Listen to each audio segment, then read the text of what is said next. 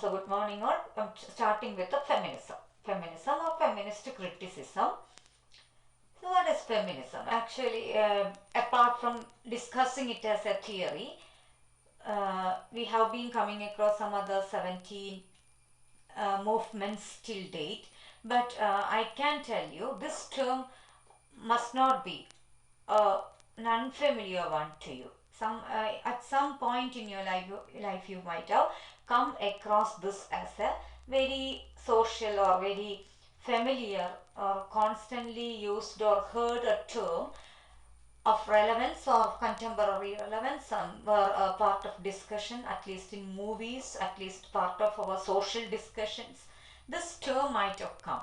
So that itself is the relevance of this. So feminism, to be a feminist, being a feminist, or are you a feminist or not, it's not the that is beyond that. We have this term as very common, as very familiar, or it's almost always part of our daily life context. So what is the reason for this, we will come across and you will understand while we deal with the basic tenets or premises of this theory. Okay, so feminism.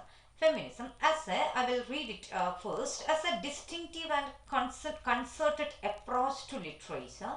Feminist criticism. Feminism, it's as a movement, but feminist criticism, as you know, when you make use of a theory in dealing or analyzing the works of literature, it can be called a criticism. So you are evaluating, analyzing, that is the term we use for, or term that we use to refer to our analysis or critical study of a text. So on behalf of feminism, if you are analyzing a text, it becomes feminist criticism.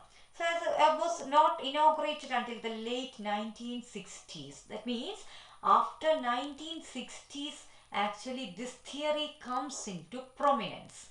Okay, so even before that we have this world, the intelligentsia sector, everywhere this discussion might have come, but to bring it as to have brought it as a major movement or a movement with impact, it was not actually until 1960s. Okay, so behind it, however, like 2 centuries of struggle for the recognition of women's cultural roles and achievements and for women's social and political rights. This is the essence of the argument. So we can see in 1960s onwards, we see the actual upcoming or the impact of this theory felt as a theory or as a movement, but behind the screen there lies centuries, 2 centuries of struggle. That means it's not in 19th century or 18th century, 20th century we begin this. From 18th century or even before, women began to think. And that is the question. As women, we have number of girl students there here, and we have this question: do you get all the rights? Do you feel that you have all the freedom? Do you get all the or much importance as far as a human being is concerned, or being a human being, do you enjoy the freedom as the other part of other sex of this human race enjoy? So this is the enjoy. So this is the way we have to put the question, or we have to get the relevance of feminism. That is a struggle for women's cultural roles, achievements, social and political rights. None of these had been there. At present, we may not understand, we may not be able to get or grasp the complete relevance of this, because a minimum percentage of women all across the world enjoy a kind of basic rights at least. But there had been centuries where women were treated like not even like citizens. They were denied of every right, every prominence, basic rights of human beings, everything, because of just being women. Okay, so we'll have to go back to the former earlier time periods in history to see the exploitation on behalf of their gender or sexual identity. Okay, so here we see it's about, first they talk about this roles, the roles. What is this role? What do you mean by this role? Only very casually we can mention feminism as a literary term in the context of teaching. Uh,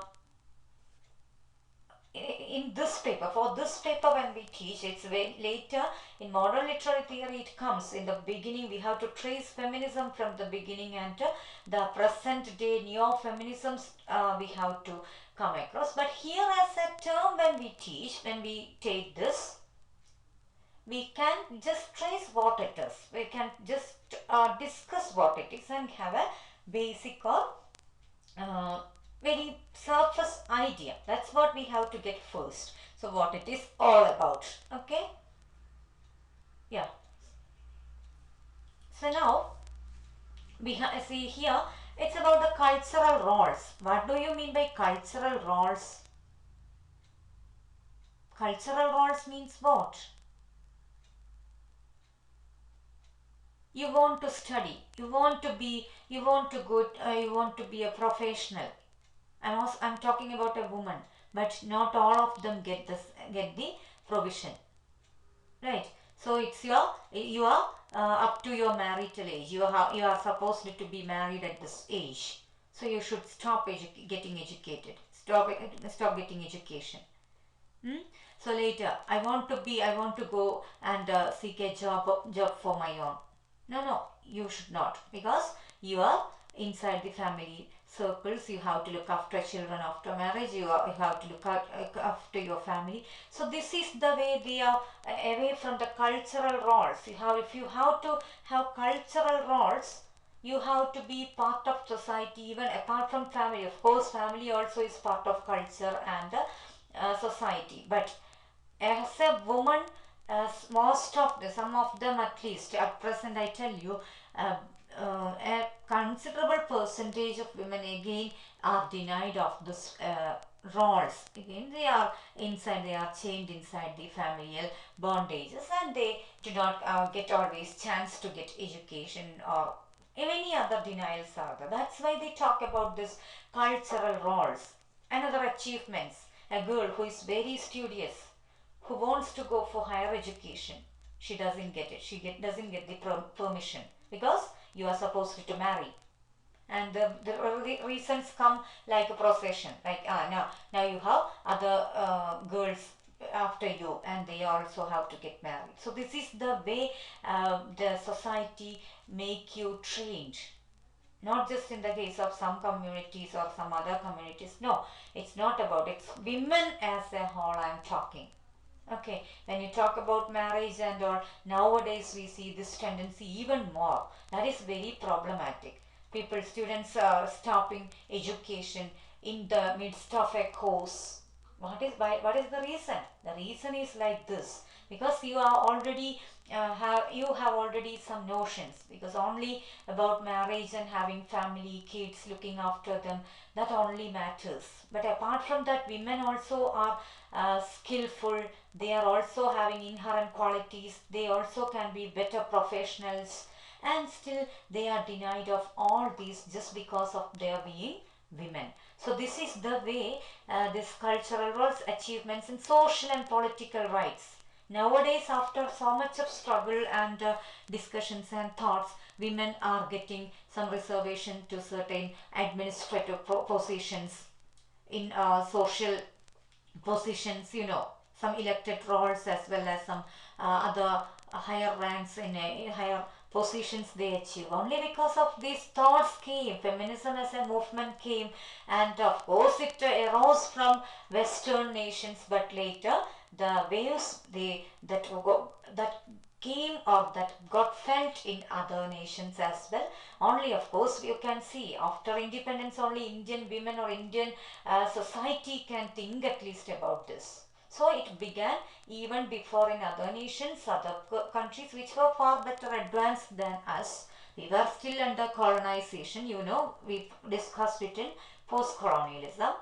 And even then, even after all these discussions, even after all these attempts, still we have this difficulty about women coming to the forefront of the society, or at least even a considerable percentage still staying behind the screen.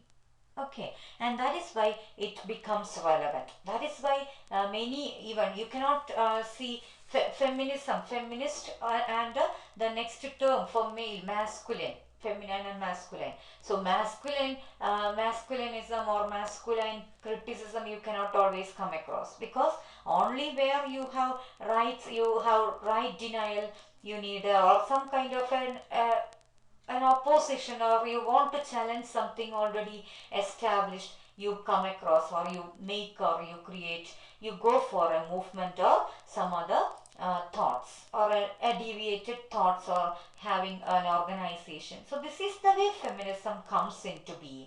Okay, because of women, their rights were denied, this feminism becomes, or are denied, the rights are denied, feminism becomes relevant. Okay. Then, much of feminist literary criticism continues in our time to be interrelated with the movement by political feminists for social, legal and cultural freedom and equality. This is the problem. Actually, in the beginning, as it came from Western nations, their life, their life as a whole, not just as women or men, they were already under the process of progress, development, culturalization. So everything was already there in the Western nations. I'm talking about the highly privileged nations. The Western nations were the industrialization or many other developments got established even before we came to know about that. We Indians or many other Eastern Hemisphere nations or the Eastern continent, the regions came to know about this. They began this kind of socialization, the processes, the development, industrialization, everything, so that the women in those nations were capable of reading. They were having the right to read or think at least, and some of them who were more privileged began to think that we are exploited on behalf of our sexual identity. That means being a male or female. These are the terms we make use to refer to sexual identity. That means once a child is born, its sexual identity is determined between male or female. And now we have the other incorporation, that is deviant, that is transgender also is getting listed. So they are also supposed to be getting they also should be brought to the mainstream, because it's not because of their fault they are born with such a kind of difference. So that is what you mean by transgender they also get representation nowadays in our government records and all. So in the past it was not there, and even that also is with a lot of struggle. Such people are getting representation or consideration as the normal citizens. Okay, so that is the way we represent the sexual identity of a child. That means either male or female. Yeah, it's a boy or girl. When you say boy or girl, it is again you go back to male or female. That is the biologically determined sex. These are the terms we make use to refer to biological sex. And what about then this feminine and masculine? Those are genders. I will come to that term later, but you please note down, gender is a social construction. At very basic level I am talking. Later feminism challenge both these notions, both these as constructions. But gender, of course, at a very basic level we know. A woman is supposed to walk like this, sit like this, talk like this, smile like this without making much noise. She should not raise her voice. All these are some attributes. Very basically we have even some songs which are already giving you all these notions. Pennayal Sithayepol Muttoolam Mudi Venam. then when you have the song, you are imbibing the notion women are supposed to have knee length hair. Okay, so they are supposed, and again another songs are the some film songs which are really nasty. പൂമുഖവാതിൽക്കൽ സ്നേഹം വിടർത്തുന്ന പൂന്തിങ്കളാവുന്നു ഭാര്യ. When you have this, then so all these attributes are already decided and fixed, and so that you are imbibing, you are culturally, you are mentally, it's already a processing that you all imbibe, including male and female. So this, once a person challenges the system, the person becomes a kind of problem maker. When a girl tells that no, I'm not going to marry at this age, I want to study, I want to pursue education, or sometimes a family court may be set up, and the persons, maybe the people may be testing her patience, or sometimes even she may be hurt like anything for the reason, actually she's just claiming for a basic right to get her education. But that also is denied. We may not always understand this, because in front of us we cannot see always many examples of this kind, but there are even now we have different sectors, poor sectors in India, in our own nation. We have this kind of a system where women, the girl children are getting killed, even killed, just they are not getting permission to be born, the way. And that is why that practice is actually the determining the sex of the child inside the womb of the mother while she is carrying. It is by law it is prevented. Because of this reason, in many Indian states are considering women, female children, to be a curse or somewhere a burden, and they are killing them as their fetus in the very womb of the mother. So this is the attitude, or this is the way women suffer even before born, and that is why we have feminism or feminist criticism. Okay, and an important precursor in feminist criticism was Virginia Woolf. You can see the name of one of the important activists or writers, Virginia Woolf, who wrote A Room of One's Own. And this text is very important. It's actually, it should be in italics, because it's a name of a text, and text book length publication, we always make it in italics. I'm sorry for it's actually copy pasted from my earlier file, and it lost its italicizing. I'll make it. Please make it. Please get reminded. It's again A Room of One's Own is a book length publication, and it should be in italics. I'm sorry. And it's again, what do you mean by? Actually, I cannot discuss the whole text, but she means here as a woman who wants to study should have a room of her own. That means, or wants to study, wants to write, wants to do something as a social being, as an intellectual being. She needs a private space. Of course, women of that time or this time, or every time, most majority of the women lost this.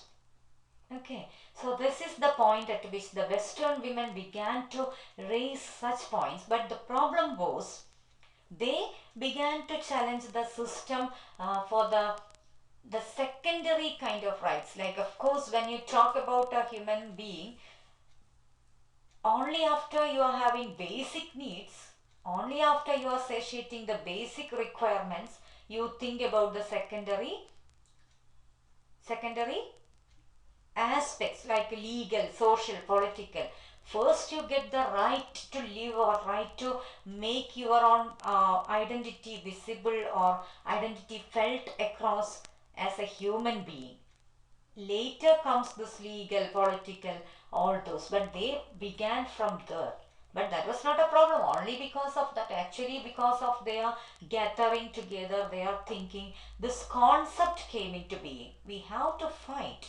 We have to fight for equality, basic rights, equal basic rights. As male, we are also human beings. So in a family, So if a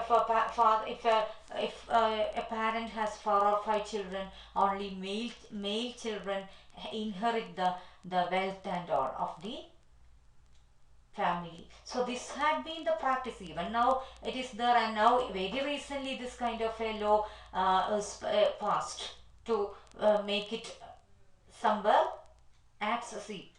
accessible for all, in a way equally divided among all the kids, all the children. It's in India. We do not know. Many other countries are maybe still there, or are still there, which do not have such a practice. Women, you have this right, or you have this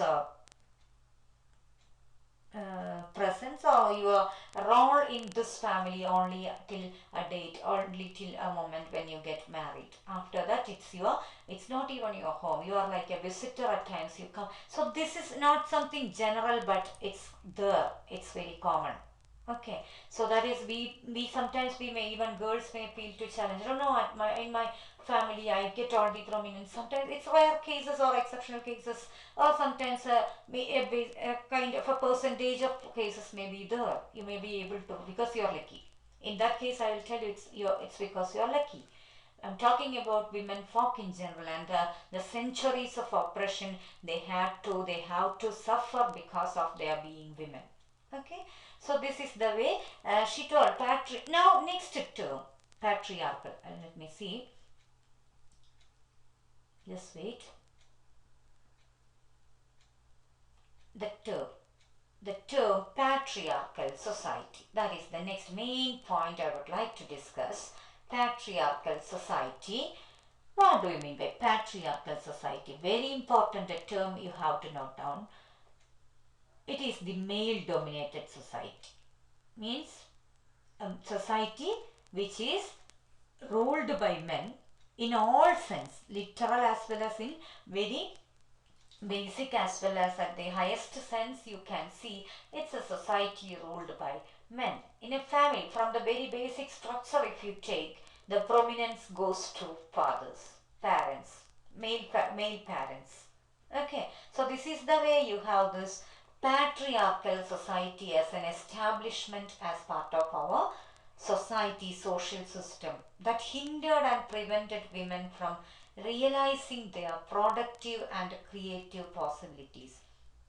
That is the point at which you have to turn back to room of one's own. Means what? They didn't have a room of their own. It's not just the literal room you mean.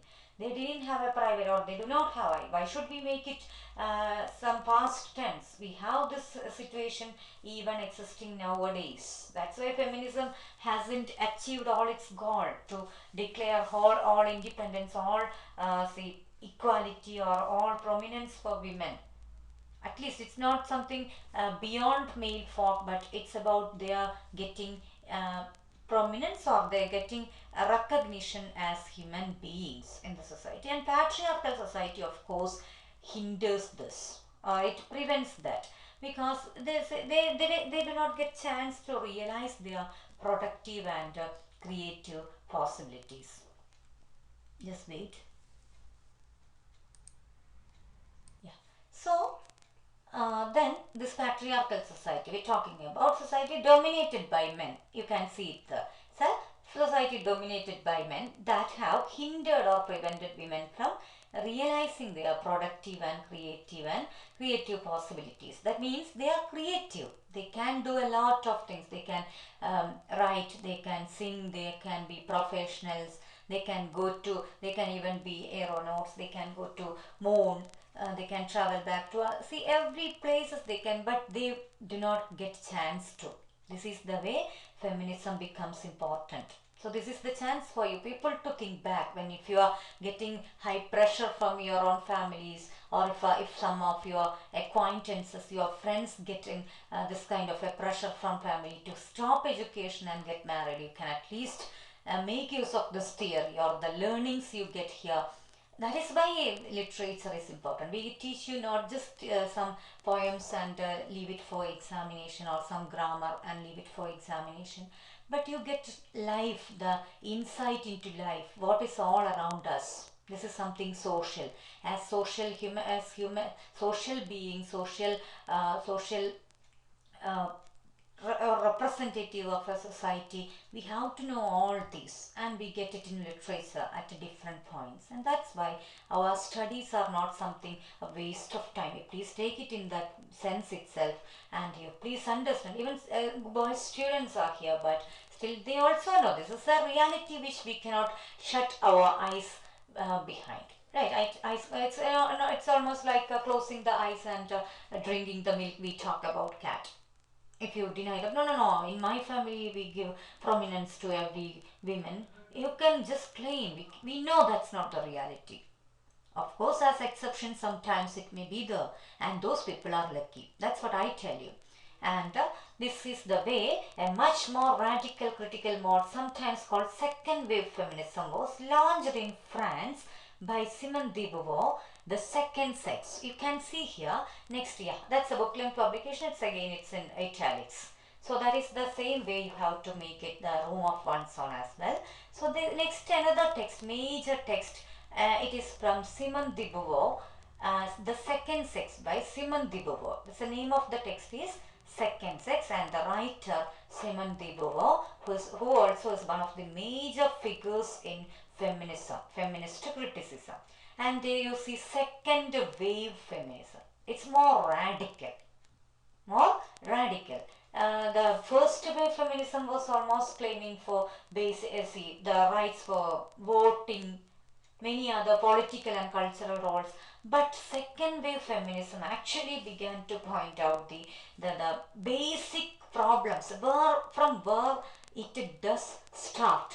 As a woman, where you are getting challenged or where you are getting exploited. And that is the part at which they talk about you being second sex, only the second the position, only the second, as a second citizen, as an other. You see, we come across that othering in in post-colonial as well, where one part is powerful and the other one is powerless. Then you have subject and the other. The same way in second sex also she talks. So one of the important epitome like or sentences in feminism. That one is not born but rather becomes a woman. It is society that brings this creature. So one is not born. You are not inherently feminine. You are taught in the process, taught that process of socialization or feminization. You are why do we all grow our hair in this way?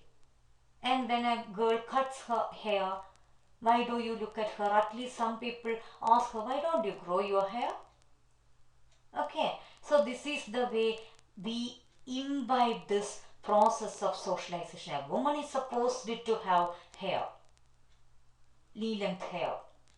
If a woman smiles or laughs or talks loud, then also, oh, as a woman, why are you making this much noise? As a girl, you are not supposed. You are supposed to be very what you say, very how to behave in a how to keep the decorum. You have to be very patient.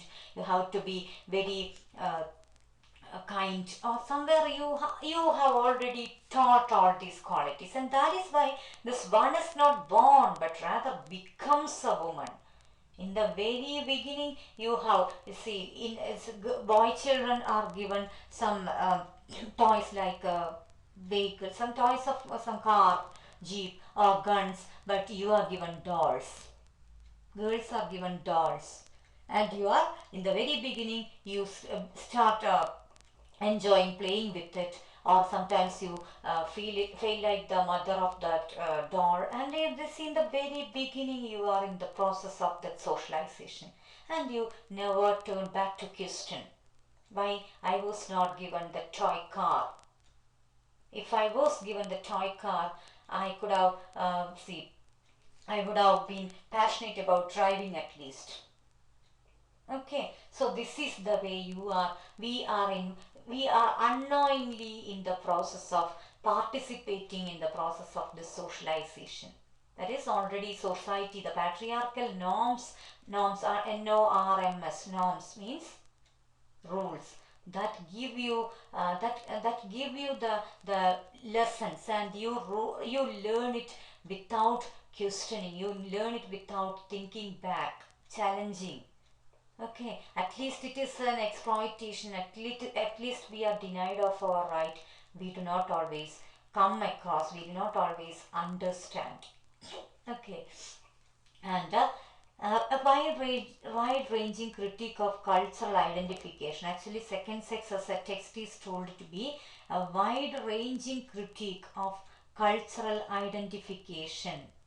Wide-ranging critique of cultural identification of women as merely the negative object or other to man, as the dominating subject. Man is taken as the dominating subject and women to be the other. That is again assumed to represent humanity. That is subject that male folk is supposed to or assumed to represent humanity in general. Not supposed to but assumed to. It's already taken for granted. Okay, and represent humanity in general. The book dealt with the great collective myths of women in the works of many male writers. As we told about in post-colonialism, it happens. Indian history or African history was written by Britishers, and can we ever suppose or expect them to make us portrayed in a desirable manner? No, of course, as per their prejudice, as being very barbarous, very problematic, cultureless. So this is the way they portrayed us.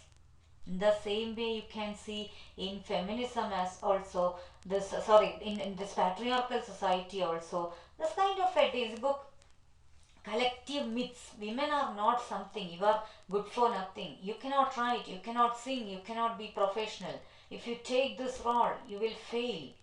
You just be at home and look after children. That is more than enough for you. That is the only thing that you can do. This is the stance that had been taken or seen for years. That's why if you are confident, and again until then this feminism or this theory or a collective group of women began to raise their voice, none of them even questioned. They thought that okay, fine, all years we have been like this. So why should I question? Or I'm not supposed to question even. In Marxism, you saw this false consciousness ideology. Already a patriarchal ideology. We talk about this patriarchal ideology. What do we mean by ideology? It's a false belief or false notions that you take to be natural. That's why it's false consciousness. And same false consciousness, false notions rule you when you blindly take all these for granted and obey it accordingly. Patriarchy gives you some roles. They tell that you should not study, you should not pursue your profession or education. Okay, let me get married at this age. Getting married or not, it's another choice. But at what time and after which time period in my life, or after finishing of something or not, my major right is to get educated, or I just want to be a professional. I do not want to be dependent upon someone else for my basic needs, at least to buy dress for my parents or to give gifts for my friends. I should have the money in my purse to buy something for my own. So I should not be depending upon someone else. But we never thought about this, or the women folk before us never thought about this, but later they began to. Centuries back they began to think, and that is why we have feminism. Okay. I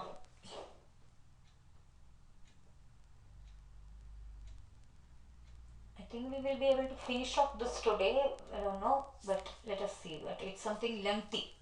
Okay, so please listen. But again, to listen to this is not something of a very big deal, I'm sure. The explanation goes to much higher planes, because only we cannot always just depend upon the short notes, but each term sometimes needs more explanation. That's why this goes beyond the limited time, or in 1 hour I don't know whether we will be able to, but later then if not we will do it later. That's all. the basic view is that Western civilization is perversely patriarchal, that means ruled by father, that is, it is male centered and controlled, that is, organized and conducted in such a way as to subordinate women to men in all cultural domains. Should I explain? You know, not just in Western but everywhere the civilization, it's perversely patriarchal. Already it's taken for granted that it's ruled by father, and from every in all cultural domains they get prominence. Familial, religious, familial. Why should we talk about familial? Yeah, father as the main prominent person, or the powerful person, powerful symbol of a familial system. Religious, political, economic, religious sectors. You know how women are stayed away, or are supposed to, are kept away, stayed away from, deliberately, in one sense, deliberately, they have to stay away from some religious, taking some religious roles. You cannot see a woman taking the religious, they're going to some religious shrines, and even on behalf of their bodily features, you stay away. So already you are taught that your body also is impure. That is the another, that is actually coming with the third wave feminism or second wave feminism onwards. You tell that already you are, nowadays you talk about body shaming and all. But even before that, we have to address this body as something impure or inherently impure. And you imbibe that notion as well. Just think about some biological processes like menstruation and all. But you say that, the people say that you are impure. It's just a biological process, as you sweat, and as it's just something biological. But the society, this kind of a myth creating society or patriarchal society, taught you to take it as something impure. Your body, you start feeling ashamed of your body. You start feeling ashamed of your bodily features. So that again, the same lack of confidence that we saw in the case of the natives, once these Britishers or once some colonizers came to our nation or any other colonized nations, that we are good for nothing, we are inferior, we cannot achieve this, we cannot achieve that. Our bodies, always you have this notion. We always have this notion. Women body is not strong. Male body, they cannot take all the Herculean tasks. They are highly strong, masculine power. All this even women praise about. Muscle power, masculine power. All this you praise. But women always say that, oh, I think I cannot raise 1 kilo of rice. I cannot change a gas cylinder. Yesterday I saw this. While we were preparing meals, gas went out. It was over. Fuel went out. It was over, and immediately my mother was calling Pa. You called father. And again, I was I was actually in between coming to your parents' meeting. That's why in one day or other I want to go to take bath, and so they were doing all this. But it's again just the feeling that otherwise it's a gas cylinder always we used to get it inside the home. But again, even then we feel we have this instrument. No, you may not be able to hold the, but that is not something patriarchal. I come, and still that is there. You just occupy the seat immediately near the door of a bus. Some girls, I tell you, of course you have a comment coming, most probably, that you don't sit there, okay, you have to, this door is to be opened and closed. You may not be able to do that. So you take another position or stand there. This is the way these people tell. There is already this notion of women to be not strong or be capable of something. Some duties are already assigned on you. And if you go beyond that, you are questioned or you are ashamed or you are made fun of like anything. That is why we have this term very commonly used, Marangeri. Why a woman cannot climb the tree? Is it because a woman or girl child cannot climb the tree? No, you can do it as a man does, but it is almost like you are not supposed to, and when you do that, you become somewhere a deviant. Of course, the term deviant, you are challenging the system. A woman is not supposed to. They are always supposed to be in the ground or under the ground. This is what you are taught, and you are going on. Most of the women folk, they are going on without challenging. That is why patriarchy is capable of achieving the goal, the negative goal of subordinating women from all their cultural roles. Please understand all these points. I'm not challenging any of the established rules or something, but this is the reality. At least feminism, when you learn, what you can do is the basic right for you to complete your education, and if you prefer to go for higher education, at least to be a professional, even if it is a very small job, to have a job and to have our own earning, to have be self-dependent, it's something really different. If you may be the wife of a collector or a doctor or an engineer or a professor, whatever it may be, to go and take something from them, say I want to buy something, to make it or to avail it from them, instead of you are going and taking it from your own earning, it's something different. Okay, so that is really different, to be self-dependent, either in the case of man or male or female. In both cases I'm talking, but the situation becomes really important for women because of the reason. Hmm? And another thing, it's widely held that while one's sex as a man or woman is determined by anatomy, the part that I told about, the prevailing concepts of gender, of the traits that are conceived to constitute what is masculine and what is feminine, is temperament and behavior, are generated by the patriarchal basis of our civilization. So already the temperament, that's what I have already told all this, just reading from the note for your sake. Already there is determined, these are determined. You are supposed to be like this, supposed to be like that, and you imbibe it. Okay. As the Simone de Beauvoir put it, one is not born but rather becomes a woman. It is civilization as a whole that produces this creature which is described as feminine. Okay, and by this cultural process, the masculine is in our culture has come to be widely identified as active, dominant, adventurous, rational, and creative.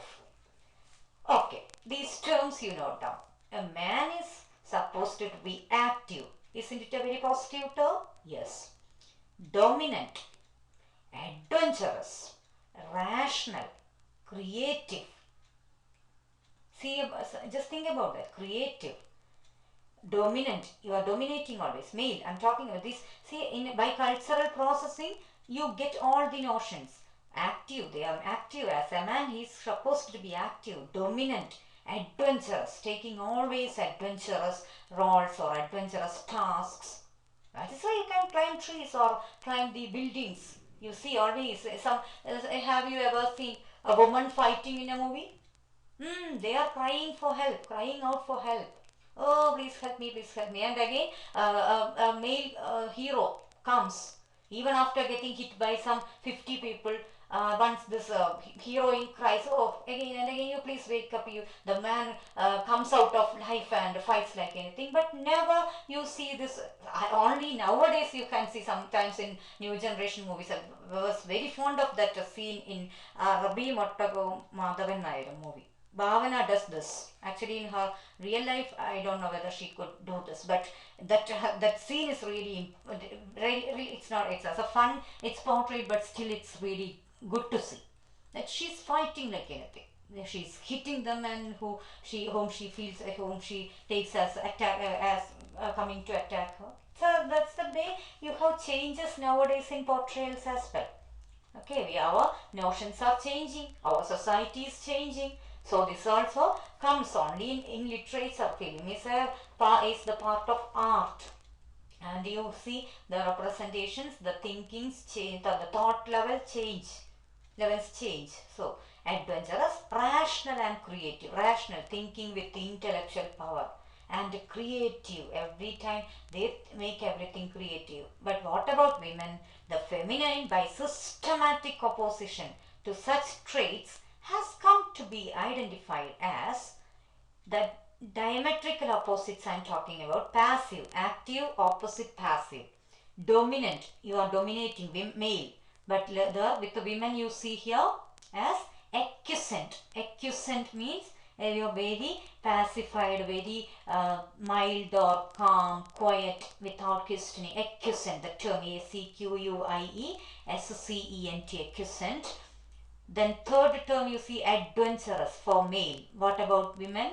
Timid, timid, oof, worried about everything, not doing anything. Okay, we're taking every time the comfortable and very safe positions. Timid. The fourth role for fourth attribute for male, it is rational, thinking power, very rational, intellectual. But what about women? Emotional. We talked about heart and intellect. Emotional, it comes from heart. Only intellectual, the brain, if your brain is working, that is intellectual. But women is supposed to be always emotional. If a girl doesn't cry when she loses her beloved, oh, her heart is made of rock. At the same time, maybe it's between the kids of a parent, a girl child and a boy child. But if the boy starts weeping, oh no, as a boy, you are not supposed to cry. Nowadays, it is your role to look after the family, so you should be strong. Or at times when a boy, if you see a boy cry, why are you crying like a girl? You just see. Crying, laughing, smiling, all these are, see, something human. It's not something to be distinguished or distributed between male, female, or transgender, or any other varieties possible. No, but we take it for granted. This is the problem. This is the problem. And how many of you thought about questioning till date? My brother is given. My brother is given chance to go and study outside the nation. Nowadays it's better to remain in Kerala, fine. But before that we had chance, and how many of us were given chance at least to go and study in a in a campus where you have to work, you have to travel by bus? Only because of that reason, there are children who take admission near the. We have in BA English itself, we have such examples to note down. I don't know, in your class we had kids who were talking about. Actually, I wanted to do MBA course, but they told that it has a lot of practical sessions, and by the end of the course you have to go and do some practical, some projects, and all. My parents do not leave me to. You have this happening every time. Okay, so this is the way. And the last fourth idea is creative. Instead of women is supposed to be conventional. Creative means something you are finding out something new, making something new. But women are supposed to be conventional. What is already there? You just sing and sing and sing. What is the way you talk? You just talk and talk and talk in the same way. So this is the way in which we have imbibed notions of this kind. And a number of feminists have concentrated not on the women as reader, but on what Elaine Showalter named gynocriticism. It's a very important point. I think today the session, 1 hour session, I do not want to prolong in the case of Google Meet. I think we need this explanation. We should get some better space for explaining. Let us go for this next today. Thank you for the time being. Okay. So as per your convenience, we are going to continue today itself. We will. So gynocriticism, next term, that is a criticism which concerns itself with developing a specifically female framework for dealing with the works written by women in all aspects of their production, motivation, analysis, and interpretation. Okay, at least at this level, you just have to get the idea. Gynocriticism, gynecology and all you might have come across.